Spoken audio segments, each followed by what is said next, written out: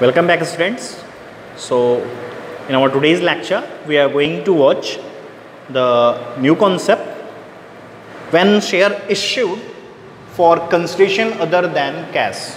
मतलब कैश के अलावा अगर किसी पर्पस से शेयर्स इशू किए जाएं तो वो क्या कंडीशंस हो सकती है. बेसिकली बेटा, a company issued shares for consideration other than cash for some promotional purposes. Promotional purposes means like incorporation cost के लिए. किसके लिए बेटा?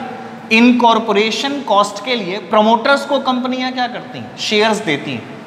वो कैश में नहीं होता, वो उनकी सर्विसेज के लिए कंपनी उनको पे करती है. कभी कभी एम्प्लॉइज को, डायरेक्टर्स को बोनस के फॉर्म में पे करती है. तो वो कैश में नहीं होता. वो कैसे होता है? वो कंसिडरेशन अदर देन कैश होता है. मतलब उनकी सर्विसेज के लिए हम उनको वो देते हैं. तो यानी कि company issued shares consideration other than cash for promotional purpose और इनकॉर्पोरेशन पर्पज और पे फॉर द सर्विसेज. पे फॉर द सर्विसेज. तो ये रहा. और क्या हो सकता है? और बेटा ये भी हो सकता है कि sometimes company for the purchase of asset, किसी एसेट के परचेज करने के बदले में कंपनी क्या कर सकती है? एसेट के परचेज करने के बदले में कंपनी पे कर सकती है क्या? शेयर्स. बेटा ये तो बड़ा नॉर्मल सा है. अगर हमने परचेज किया तो क्या, पहले तो हम इन दोनों की जनरल एंट्री देखते हैं. अगर मान लो इनकॉर्पोरेशन पर्पस से प्रमोटर को मैंने अगर शेयर्स इशू कर दिए तो नॉर्मल सा है क्या? Incorporation cost account debit to share capital account. ठीक. और अगर मैंने मान लो कोई परचेज किया असेट्स, उसके पेमेंट के लिए अगर मैंने दे दिया तो नॉर्मल सी बात है, अगर मैं असेट परचेज करूंगा तो अपना पहला काम क्या है? पहला काम है बेटा कि एंट्री शो करो. Asset account debit to vendor account, वो परचेज वाली एंट्री. ठीक है, वो परचेज वाली एंट्री. और अब बेटा मैं इसी वेंडर को क्या करूंगा? मैं इसी वेंडर को शेयर कैपिटल्स पे करूंगा. तो vendors account debit to share capital account. One more thing, अगर मान लो ये जो मैंने शेयर्स उनको पे किया है वो प्रीमियम पे है, तो यहीं पर to security premium reserve account भी आएगा. क्लियर है? ये तो अपना कॉन्सेप्ट रहा किसका? कंसिडरेशन अदर देन कैश का. लेकिन एक चीज, अब यहाँ कभी कभी ये प्रॉब्लम होती है कि सर मैंने एसेट खरीदा सपोज करिए 5 लाख का और मेरे एक शेयर की वैल्यू 10 रुपीज है. मैं नंबर ऑफ इक्विटी शेयर कितने पर उसको पे कर रहा हूं. तो देखो बेटा यहाँ पे ये फाइंड आउट करना हमारे लिए एक फॉर्मूले से इजी हो जाएगा.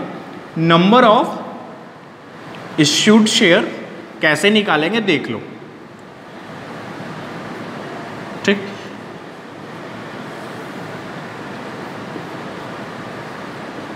एक्चुअल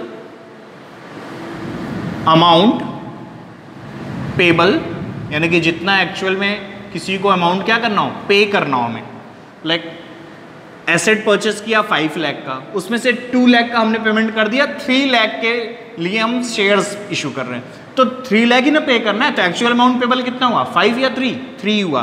तो जितना एक्चुअल में पे करना है वो तो 3 lakh upon paid up value of 1 share. एक शेयर की जो पेड अप वैल्यू है आप उससे डिवाइड कर लो, आपका आ जाएगा नंबर ऑफ इश्यूड शेयर. क्यों? क्योंकि इससे हमें इजी हो जाएगा कि हम कितना कैपिटल दे रहे हैं और कितना सिक्योरिटी प्रीमियम, ये फाइंड आउट करना हमारे लिए क्या हो जाएगा? बहुत ही इजी हो जाएगा बेटा. क्लियर है? तो ये था अपना टोटल कॉन्सेप्ट किसका? When the shares issued for consideration other than cash के लिए.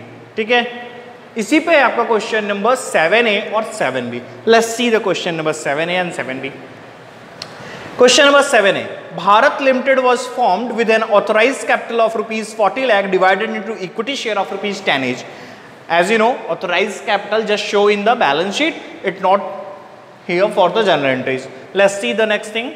The company issued 5,000 shares to its promoter as remuneration for service rendered by them at par.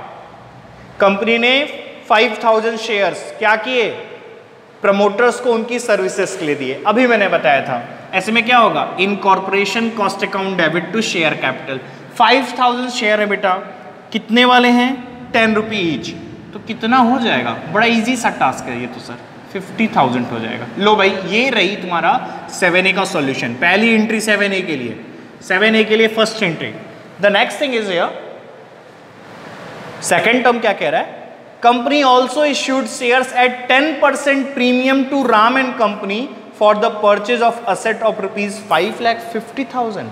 हम राम एंड कंपनी से 5,50,000 के एसेट परचेज कर रहे हैं और उसके बदले में उनको 10% प्रीमियम पे कंपनी के शेयर्स इश्यू कर रहे हैं। सबसे पहली चीज परचेज किया, उसकी entry, asset account debit to vendor, vendor का नाम पता है राम एंड कंपनी, तो ठीक है ना, अगर नाम पता है तो मैं सीधे नाम लिख देता हूं और क्या, राम एंड कंपनी। चलो भाई कितने के परचेस किए, 5,50,000 के परचेस किए और मैंने उसको शो कर दिया। वेल भाई ये तो अपना हो गया, इजी है। Okay, the next thing is we paid the money, no payment तो ही नहीं रहा है, हम क्या पेड कर रहे हैं, हम उनको शेयर्स पे कर रहे हैं। तो चलो भाई देखते हैं कितने शेयर्स पे करें। एक्चुअल अमाउंट कितना पे करना है हमको, 5,50,000 और एक शेयर की पेड अप वैल्यू, शेयर है 10 का बेटा, शेयर है 10 का, लेकिन प्रीमियम अमाउंट कितना है, प्रीमियम अमाउंट है 10%। अब तुम सबको पता है कि अगर 10 रुपीज़ का है और 10% उस पर प्रीमियम हम कैलकुलेट करें तो प्रीमियम अमाउंट होता है 1, तो 10 और 1 11 रुपीज़ पेड अप वैल्यू है एक शेयर का। अगर मैं इसको कट करके फाइंड आउट करूं तो बेटा ये कितना हो जाएगा, 50,000 शेयर्स हो जाएंगे। कितने हो जाएंगे, 50,000 shares. Let's see here, vendor जिसका नाम क्या है बेटा, जिसका नाम है राम एंड कंपनी, मैं उसको पेमेंट करूंगा, ये इसकी दूसरी एंट्री थी 7A में और ये तीसरी, Ram and company debit actual payment करूंगा 5,50,000 का, चूंकि प्रीमियम पे शेयर है बेटा तो प्रीमियम भी शो करूंगा, प्रीमियम होता है बेटा क्रेडिट, तो टू सिक्योरिटी प्रीमियम रिजर्व। अब बेटा ये कॉन्सेप्ट के लिए लिख रहा हूं, कॉन्सेप्ट के लिए क्या, शेयर कैपिटल कितना, देखो बेटा नंबर ऑफ शेयर थे 50,000 और एक शेयर कैपिटल की वैल्यू है 10, तो ये हो गया 5 लाख। ओके, और प्रीमियम 50,000 शेयर है नंबर ऑफ शेयर और एक प्रीमियम ₹1 ही है एक शेयर का, तो 50,000, सम कितना 5,50,000। ये था अपना कॉन्सेप्ट 7A का, किसका कॉन्सेप्ट 7A का। Now let's see the 7B। Good luck limited purchase machinery costing 10 lakh. Good luck company ने क्या कर रहा है, हम उससे मशीनरी परचेस कर रहे हैं 10 लाख रुपीज़ की। ओके ठीक है, तो देख लो भाई 10 लाख रुपीज़ की मशीनरी परचेस कर रहे हैं and payment was to made issued equity share of ₹10 each at a premium of 25%, और उनको हम कितने पे, 25% की प्रीमियम पे कर रहे हैं। अगर मैं देखूं तो इसी से मैं एडजस्ट कर सकता हूं। लेट्स सी, मैं इसको इरेज कर रहा हूं, ठीक है।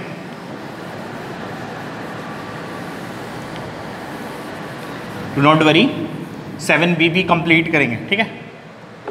तो अब इस क्वेश्चन के अकॉर्डिंग मशीनरी परचेज हो रही है, तो let's see here the first entry is here,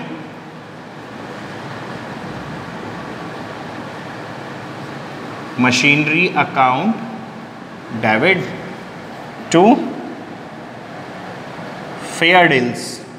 किस कंपनी से हमने परचेज किया बेटा, फेयर डील्स लिमिटेड। परचेज कितने का किया है बेटा, ये हमने परचेज किया है 10 लाख रुपीज़ का। कितने का बेटा, 10 लाख रुपीज़ के।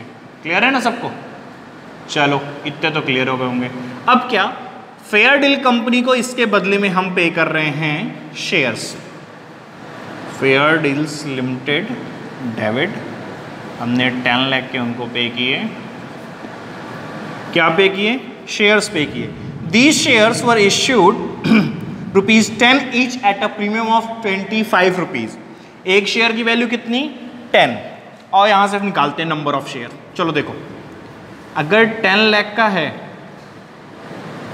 और एक शेयर की वैल्यू अगर 10 है, प्रीमियम कितना बोल रहा है बेटा 2.5। देखो 10 का 2.5 अगर मैं कैलकुलेट करूं तो बेसिक थिंग है 0.25। कितना हो जाएगा बेटा 0.25। लो भाई तो कितना हो गया 10 लाख ये रहा।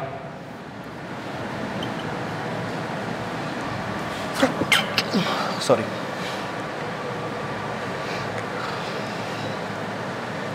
ये हो गया बेटा 10.25।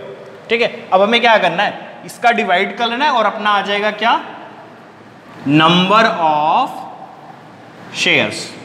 अब ये जब नंबर ऑफ शेयर आ जाएगा तो सिंपली हम उसका मल्टीप्लाई करके अमाउंट फाइंड आउट कर लेंगे इजली। ठीक है, ये हो जाएगा सिक्योरिटीज प्रीमियम रिजर्व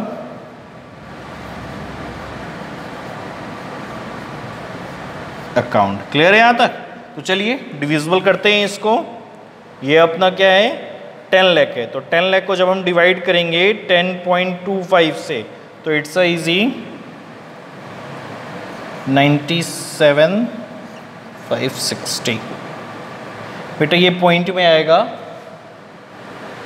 ठीक है,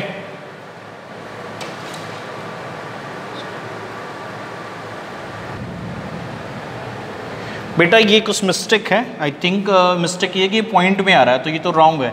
आई थिंक मिस्टेक ओ ये रहा बेटा, ये 2.5 जो लिखा है ना ये 2.5 नहीं ये 25 है। ऐसे में कितना हो जाएगा 10 का अगर मैं 25% निकालूँ तो ये 2.5 हो जाएगा। तो ये जो 0.25 लिया था ये गड़बड़ है। अब एक शेयर की वैल्यू कितनी हो जाएगी 12.50। ऐसे में तो ये डायरेक्टली पता चल रहा है क्या ये 80,000 हो जाएगा बेटा। नंबर ऑफ शेयर कितने हो जाएंगे 80,000। फिर से देख लो इसको 10 रुपीज़ का शेयर था 25% कितना 2.5 तो 10 + 2.5 कितना हो जाएगा 12.25। अब डिवाइड करो कितना आएगा 80,000 शेयर्स आएंगे। लेट्स सी है अगर मैं शेयर कैपिटल निकालूँ तो क्या हो जाएगा 80,000 × 10। ये मैं सिर्फ आपको समझने के लिए शो कर रहा हूँ। ठीक है, कुछ और मत समझ लेना इसको। ये हो जाएगा बेटा हमारा 8 लाख। अगर वहीं प्रीमियम की बात करूं तो 80,000 × 2.5 प्रीमियम था। ये हो जाएगा बेटा कितना 2 लाख। तो ये रहा अपना क्वेश्चन 7B। That's all. ठीक है, ये कॉन्सेप्ट है 7B का। क्लियर है सबको?